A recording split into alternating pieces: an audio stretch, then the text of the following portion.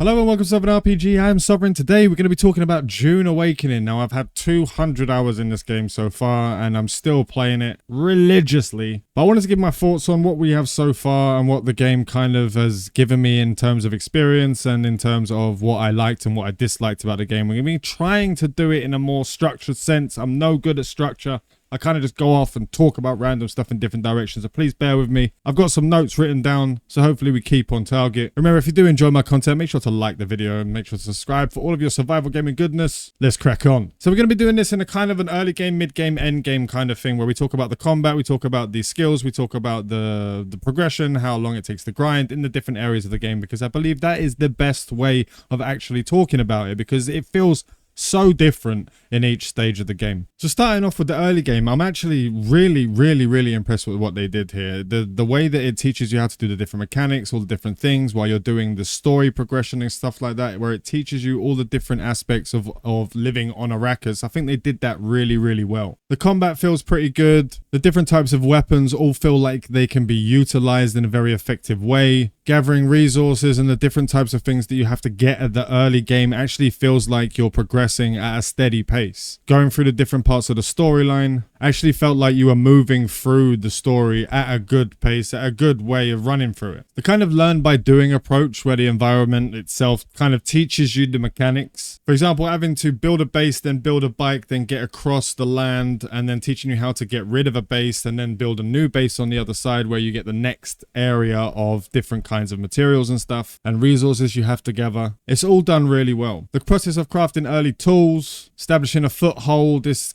engaging and it's well paced. It's done really well. And the community pretty much agrees with this. They feel it's challenging, they feel it's atmospheric, and it's rewarding start and successfully immerses us in the DUNE universe, teaches us a lot of things, whereas the shields and stuff like that we have going on. But when you kind of get to the mid game is where it starts to diverge, and I kind of have a little bit, it's still going in a good direction, but it also starts to veer in a direction of the grind. It starts to veer in and I'm a survival gamer. I played survival games for donkey's years, all kinds of games.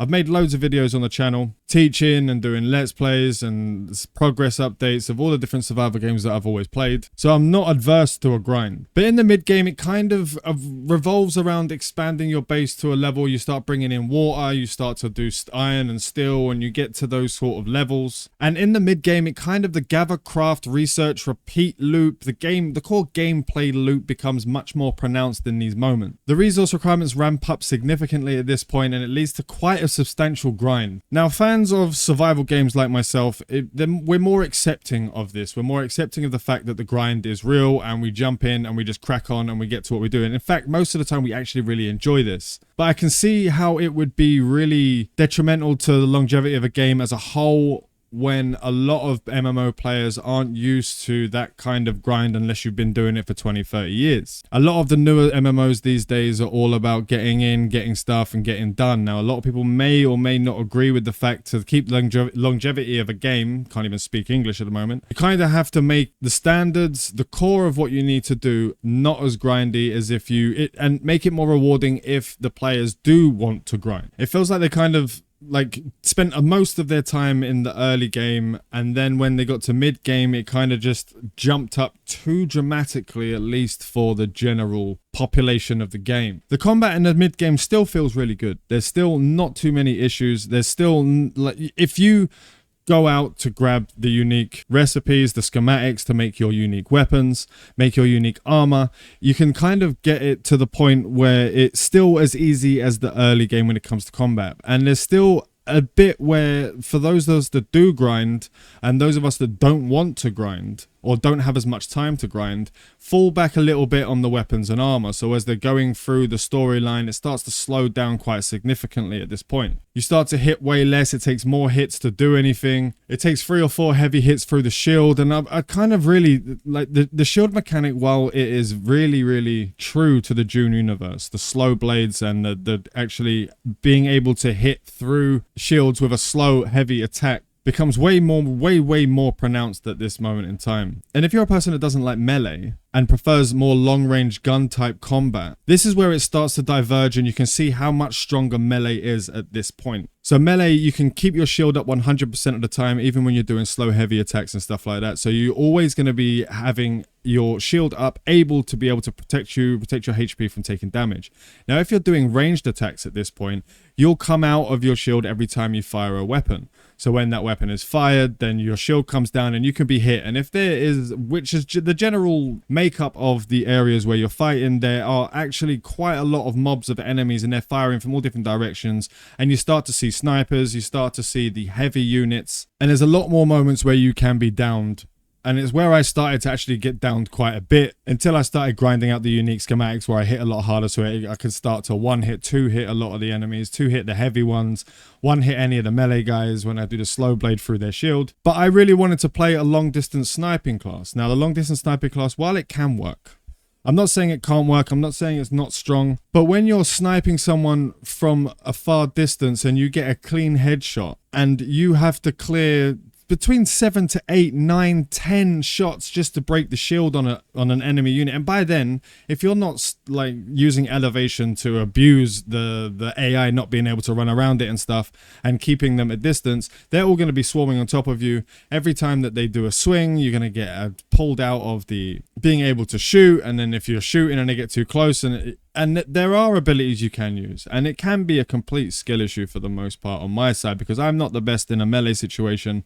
I'm not even the best in a range situation, but I can say that I'm pretty decent at shooting sniper rifles in most games. But it just feels like there's no strength in the range combat, especially when it comes to the mid game. And it gets even worse in the late game and the end game when you're only really being able to use one type of ranged weapon. Especially since everyone and their mum has a shield and it's up all the time and you're getting swarmed by melee and heavy troopers and they're hitting pretty damn hard, even with the end game tint. We'll talk about that a little bit more later on. Let's do a little bit more. So the general consensus at the mid game point is the grind is massively higher, and that's when a lot of people start stepping away. If you look at the percentage of people that have got the achievements on Steam from the mid game onwards, you're looking at 3, 4, 5% for those achievements. Now I'm on about 50 of 79 achievements, so I've done quite a significant amount of it. The most that I haven't done on those ones are knocking out some of the 500 kills on certain types of enemies, because I wasn't in the early zone for long enough. I will go get them eventually, but there are some hidden achievements which I don't really know about at the moment, but I'm sure I'll be able to find them out eventually. I think one of them is selling a vehicle to Landsrad guy, but I mean, we'll get there at some point. Now, one of the biggest gripes for the mid game that I have is the fact that the consensus kind of feels like the mid game heavily favors group play. Now, it's an MMO. Yes, you need to be grouping up. Yes.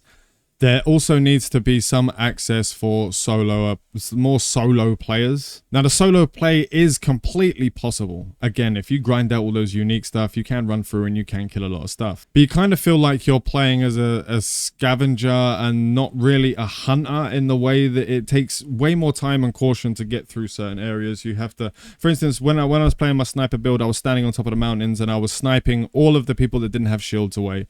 And the heavy troopers, I was standing there firing the same shot over and over again to break the shield, to then use it to shoot headshot the heavy guys from a distance. Because if I went down there and all those grenades are flying at this point, because I mean, let's not talk about the NPC skills at this point, because you're getting grenades upon grenades upon grenades thrown in every bloody direction, all different kinds, gravity, anti-gravity, you got the power depleting skill. It actually can get really frustrating if you're not running around in a group, because the group does make the game extremely easy. And at this point in the mid game, I feel like the enjoyment is heavily dependent on like players' tolerance for grinding and whether they are playing solo or of a group. So let's talk about the end game, the entirety of the end game in the deep desert. Now, this is where the game falls completely flat for me. PvP is a one-trick pony. You've got all of the laboratories that are based around the deep desert are pretty much copy-pasted. There's nothing really new there. They're a lot smaller. There's so much like empty space in between the laboratories that you can go around, even on a mid-populated server, you just never run into anyone. Now, when it comes to the PvP combat, if you can even find someone on the floor, you're basically just shooting rockets from it. It's basically just a fight or win game where you're running around dogfighting 99.9% of the time. While there is a lot of fun, and I do have a lot of fun doing it, I wish there was a lot more incentive to actually get down and start fighting in melee. It's very rare to find anything going on unless you find someone in the PvP side where they built their base and wait for them to come out, follow them to where they're going, and then go and jump in and fight them down there. Unless you're on a highly populated server, it's very rare to run into bloody anyone. Now, I was unlucky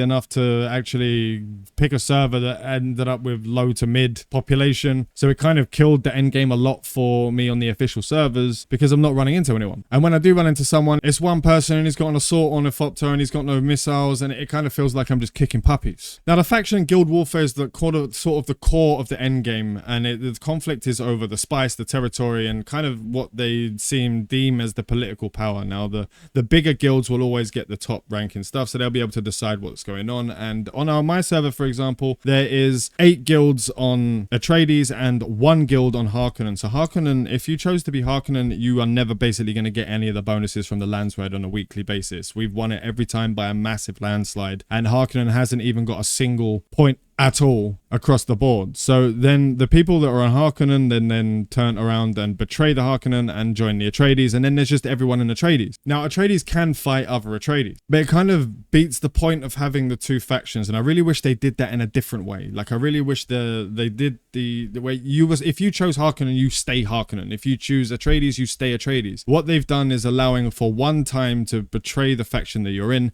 and then if you all transfer over to Atreides, the server's pretty much fucked from that point on when it comes to the faction warfare. Now, it's mainly an RP thing where you're running around as the faction of the Harkonnen or the Atreides. It doesn't really have much of an effect outside of getting the Landsraad bonuses that you get to. And the whole point of the endgame is basically the large scale guild versus guild battles. And it's unless you have, and again, as I said, unless you have a highly populated server, it just doesn't happen. Now, I could move over to another server, but I got 200 hours in this server. I've been grinding, I've been fighting, I've been getting up to the highest level possible that I can. I think I'm level 171 right now, but there's a lot of grinding that we've had to do as well, getting all of the spice, etc. And we've just got to the point where we've got the carrier ornithopter, and we got a spice vacuum machine thingamajiggy, spice crawler, sand crawler. God, I couldn't even remember the name of it. But now we've got to that point, it's just mining spice to mine spice. There's no big fights.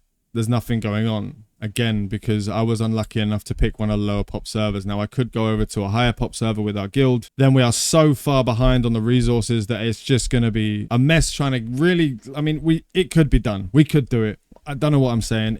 Over time, it can be done. We can catch up and everything can be good. But I'm hoping that soon, sort of somewhere at some point, they'll have some mergers for the deep desert. Because, like, I mean, at the best of times, there's maybe 4 people outside of our guild that's in the deep desert right now. And it's highly unsatisfying. So the combat in the end game, let's talk about the weapons. There is maybe 5 weapons in the game that you can use at the end game that's even beneficial. And for instance, I wanted to always, since I started and since I thought about playing DUNE, I wanted to be a heavy gunner using heavy weapons, flamethrowers, rockets, and stuff like that. Now, if you want to do it that way, it can be quite good in PvP. If you use the flamethrower, you can get through and do fire damage through most people's shields. And most people see fire, they freak out and run because it's just a normal human thing to do. Even if you're playing in a game, you see fire, you run. That's just how it works. So it can be really useful. But then as soon as you have someone with a Bene Gesserit skill who teleports behind you, and then you can't even dodge out of some of the Bene Gesserit skills. Now, you can get the Mentat skill, which actually blocks the thing at the cost of stamina, which then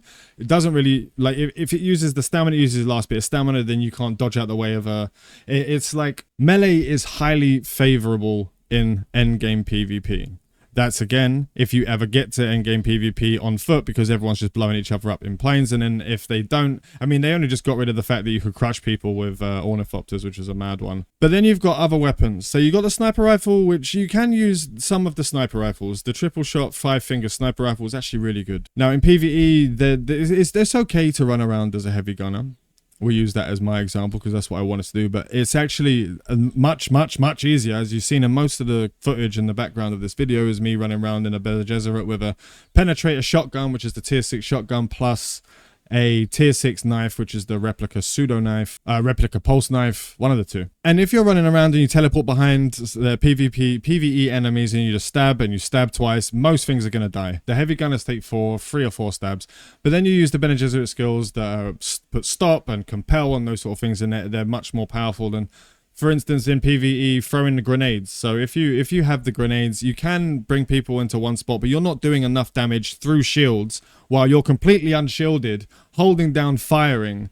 It's just, again, it could be a skill issue, but I didn't have fun doing that heavy gunner build because it just felt like I had to carry 7,000 light darts around with me just because I wasn't able to break a lot of the shields in the endgame content. I'm not talking about the PvE areas, I'm talking about the PvP areas. Now, as always in these games, the solo players are left at a massive disadvantage. The solo players and the smaller groups of players, because of the fact that it's mainly air-to-air combat. Now, the way that they talked about getting like sort of some degree of zerging out of it is to not have everyone be able to see everything, but you can just change colors. You can just make sure that everyone looks exactly the same. Now, you can have smaller groups that make themselves look exactly the same as a larger group, and you can do it in that way, and we have done that as well on the European servers they were playing on, because they're currently playing on American servers. But those larger groups are pretty much they just dominate everything. They find a way, even with any kind of way in a survival game, for you to stop zerging. It's always going to happen. It will happen, yes or yes. And if everyone's in a voice chat group together and blah blah blah, and they're coordinating properly, then you're never going to actually be able to, if they're competent. Now, I'm not saying that you can't get a 5-man squad beat a 15-man squad, because that 15-man squad is a bunch of people following the latest content creator who's streaming that day. They can get their asses handed to them. I'm not saying that that can't happen. It can happen.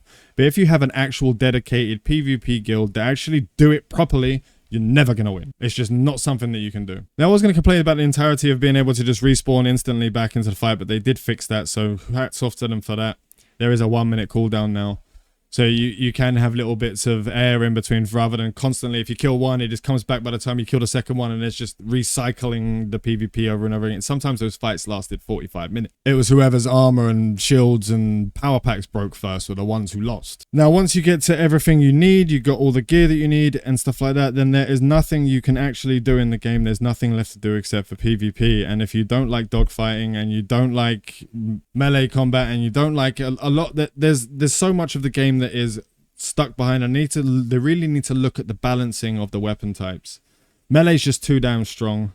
The abilities that complement melee are too damn strong. Drill shot shotguns are too damn strong. And it kind of feels like they've stuck too much to the lore of DUNE, which is amazing, which it doesn't happen as often, but in a gameplay perspective, I just don't feel like it's working out really well. Right, so I went off into a million different directions complaining about shit, but in general, I'm having a lot of fun with the game. I had a lot of fun at the beginning, I had a lot of fun in the mid, and at the end game, it kind of just, it tarred out a little bit through my own experiences in the game. There are some significant balance issues that needs to be fixed. It heavily favors, even though they've tried to stop large groups from working together, it's also always going to happen. People will always find a way. They really need to look at the weapons. They need to fix some of the skills.